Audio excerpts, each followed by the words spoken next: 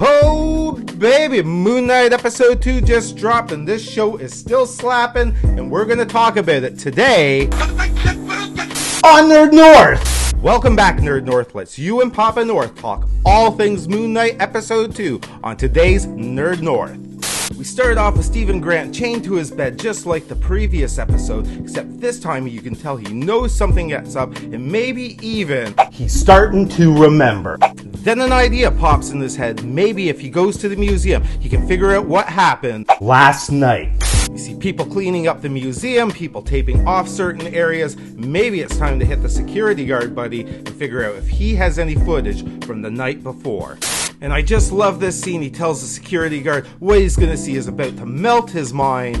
It's Area 51 bonkers. But lo and behold, when they check the film, there is nothing there except for Stephen Grant by himself running away, causing a muck, and is promptly sent to his superiors. They offer Stephen Grant some psychiatric help, then strip him of his duties before he is let go of his job. And I love this scene because his boss tells him, "Don't worry, Stephen, you are not alone." Which he replies, "That seems to be the problem, now isn't it?" And after a quick discussion with his statue buddy, he then decides to follow the trail of breadcrumbs and check out his storage unit. And after finding nothing more than a cot and a gym bag, he realized this must be where I sleep while the Moon Knight takes over. And then decides to take a closer look into the gym bag, and what does he find? Handgun, bag full of money, Mark Spector passport, and the Sabric.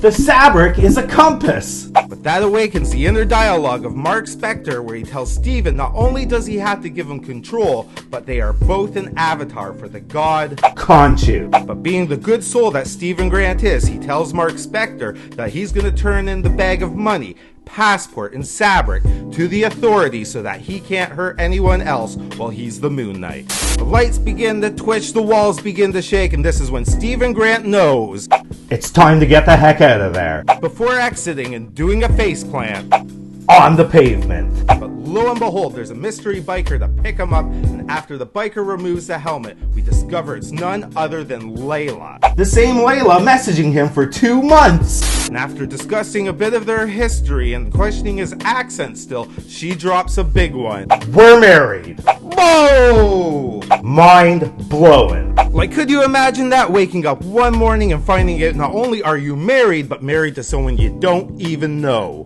We head back to the flat with a more romantic touch, where we find out both Layla and Stephen Grant share the same love for poets and hieroglyphs and ancient Egyptian language. But like any good marriage that's lasted a few months, out come the divorce papers. But after decrying that he would never divorce her, he decides to show Layla what's in the bag. Don't do it, Stephen, as Mark Spector once again enters the head of Stephen Grant and tells him do not get Layla involved. And just as Stephen Grant gives her the Sabric, we get a knock on the door.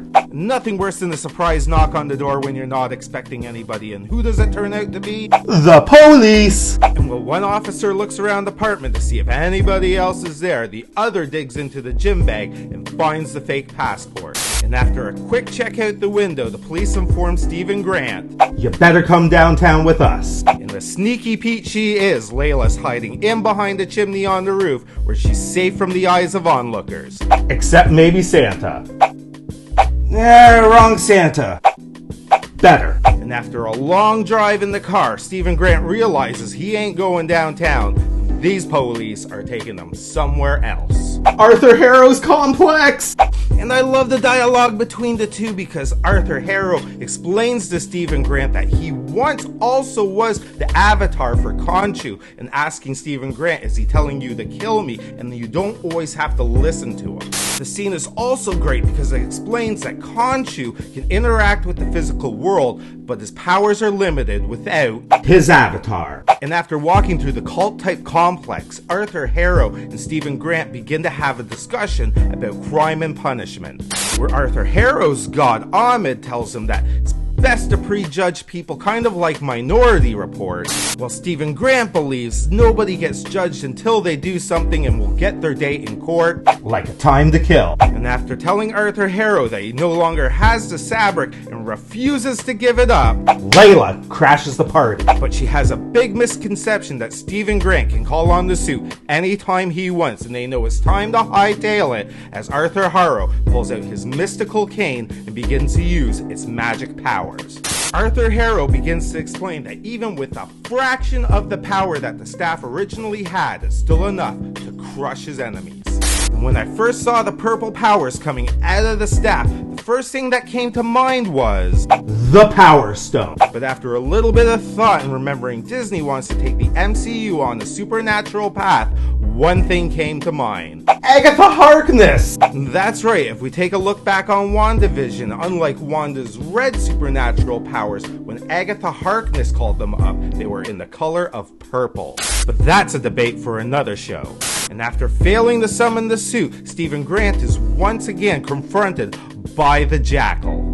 And after a quick struggle, they crash through the window, they fall to the ground where Stephen Grant pops up as Mr. Knight! But unlike the earlier 90s comic run, this Mr. Knight's a little more goofy and a little less prepared. But after a quick tussle, Stephen Grant gets his butt handed to him and realizes it's time to relinquish control to Mark Spector. And after drawing the Jackal away from the crowd in a quick rooftop chase, Moon Knight impales the Jackal on top of what seems to be a pyramid-type structure. And that's gonna leave a mark. But once Stephen Grant gets up, we realize it's no longer Stephen Grant in control of the body. It is Mark Spector, and Stephen Grant is now trapped inside Mark Spector's head. With a great little reversal of roles as it shows Mark Spector is now losing his cool, and Stephen Grant for once is in control. We then have a conversation between Mark Spector and Khonshu, where Khonshu tells Mark Spector that he has failed him.